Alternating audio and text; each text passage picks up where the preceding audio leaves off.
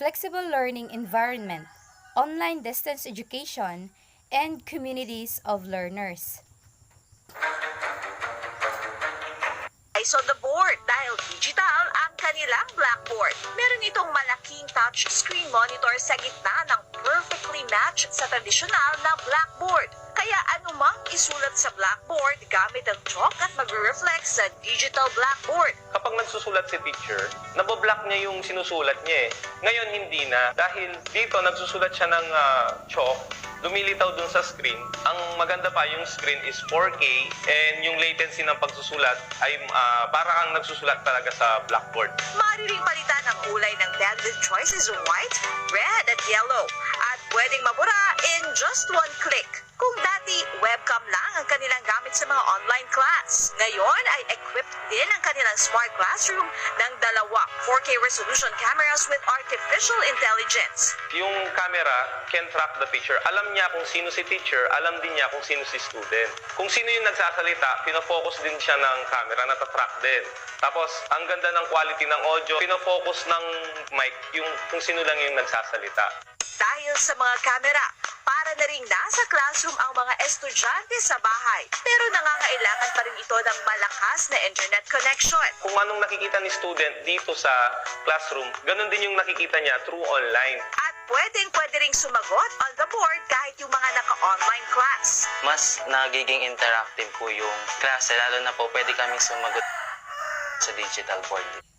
So, that's the first advantages of the technology towards the learning environment nowadays. Because even though those students who aren't able to attend on the actual classroom, they can still be able to learn at the same time interact through online. So that's indeed the technology. That's how the technology makes the world a new place. Interactive po yung klase, lalo na po pwede kaming sumagot sa digital board.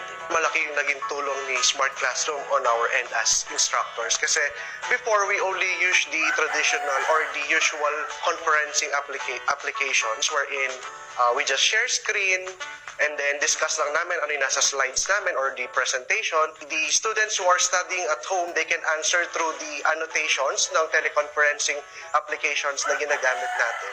Kahit hindi na sila sumagot, kung nahiya sila sumagot through recitation, they can write their answers, especially in here, teaching mathematics. So that's it. At the same time, those instructors or the teachers, it become more convenient, efficient, and easier for them to do their task and the way they their teach answers, especially their in students. here, teaching mathematics. That's how they become or they are capable of their learning style on the 21st century. Their answers, especially in here, teaching mathematics. Those students na nandito naman sa mismong classroom, they can also write on the board and then makikita na siya ng mga students on those who are studying on their home. Lahat ng kanilang estudyante sa iba't ibang kurso maaaring gumamit ng kanilang smart classrooms. Wait, there's more! Hindi na rin kailangan magmadaling kopyahin ang mga nakasulat sa pisara dahil sa QR code feature nito, one click away ang pagkopya sa lectures. Nag-infuse Distance learning, it is a form of learning without a face-to-face contact with the teacher and delivered via telecommunication.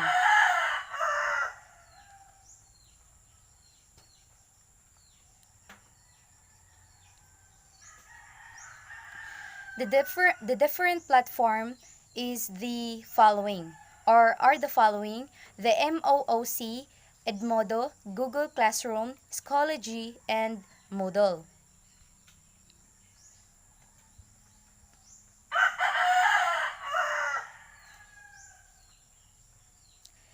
The first online platform is Moodle. It is an open software created by Martin Dogiamas. It stands for Modular Object Oriented Dynamic Learning Environment.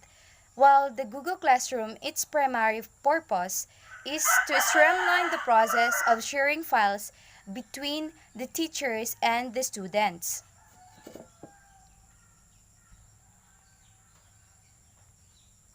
Edmodo Network, it enables teachers to share content, distribute quizzes, assignments, and manage communications with students and colleges as well as the parents. Schoology, it is a learning management system or LMS for K-12 schools, higher education institutions, and corporations that allows users to create, manage, and share content and resources.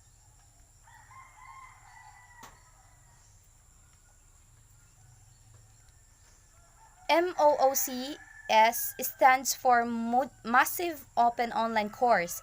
It is a model for delivery learning content online to any person who wants to take a course.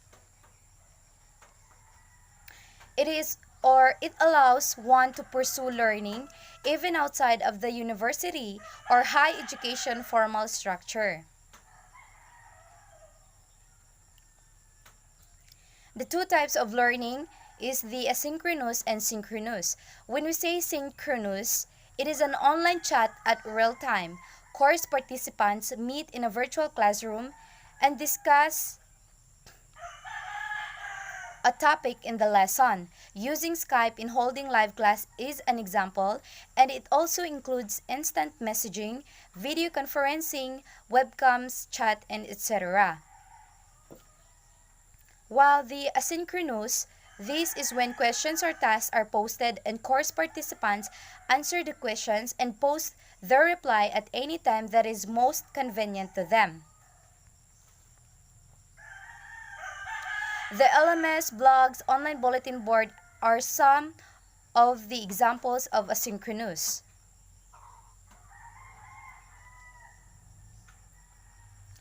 We have the blended learning. When we say blended learning, it is the combination of face-to-face learning and online learning. So these are the smart classroom video. That kind of video is the most example of this blended learning. So we have the types of blended learning or kinds: the face-to-face driver, rotation, flex, online lab, self-blend, and online driver.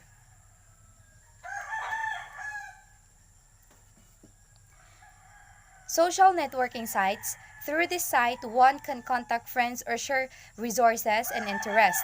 Communication through a chat format can either be one-on-one or in a group. We have the different types of social networking sites: the LinkedIn, Flickr, MySpace, Twitter, YouTube, and of course, Facebook.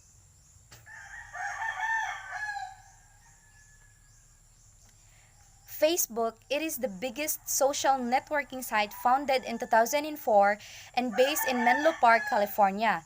Twitter, it is a site where users post and interact with others and interact with messages called tweets, restricted only to 140 characters. LinkedIn, it lets one to upload his educational qualifications, skills, work history, and relevant experiences. YouTube, it is an American video conferencing, video sharing website where users can upload, view, and even share video clips or multimedia productions. It is also owned by Google.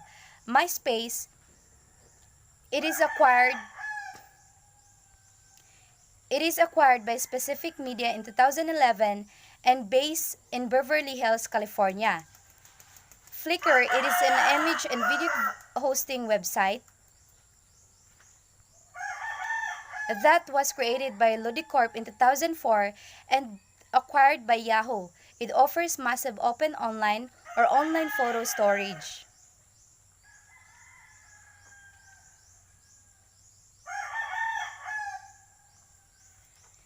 The benefits of using social networking sites is getting connected to family and friends, provide opportunities for making friends with others who share similar interests. It provides information, news, and views of others around the world and and can be easily accessed instantly. It also supports learning augment educational activities. While the danger of using social networking sites, the teachers as well as parents are worried of youngsters using social networking sites due to many negative publicity and real incidents connected to the wrong use of social networking websites. Making friends with strangers may actually instigate conflict, misunderstanding, or emotional response by eliciting anger or ill feelings from other users. So users may learn to ignore the real world.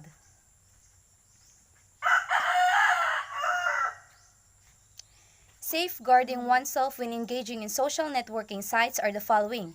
A social networking account has password and login details, so please log out every time you use public computers. Regularly check privacy settings of social networking website, and online posts are saved and may become permanent part of their online reputation.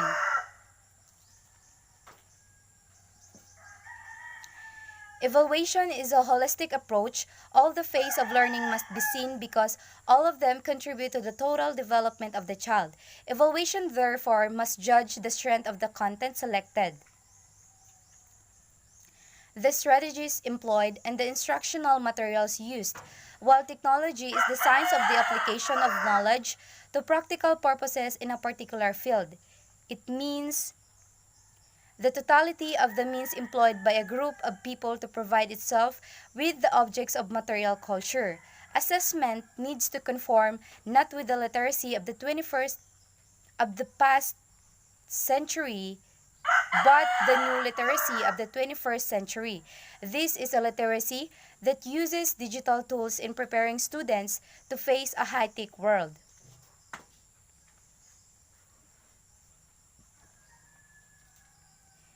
It must use evaluated tools that measure the new basic skills of the 21st century digital culture, namely the solution fluency.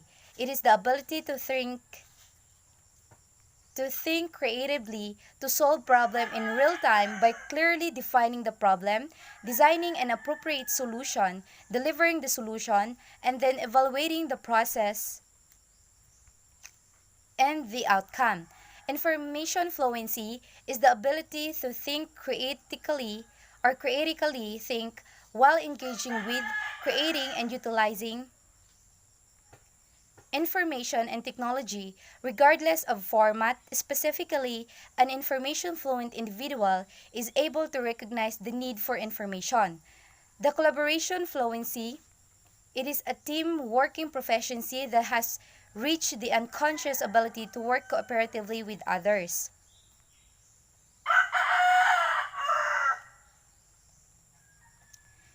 Creative fluency, it talks about how artistic proficiency add meaning through design, art, and storytelling.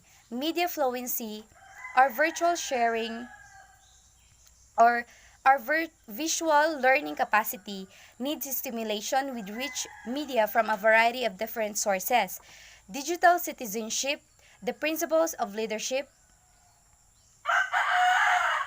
ethics, accountability, fiscal responsibility, environmental awareness, global citizenship, and personal responsibility, and consider his or her actions and the consequence.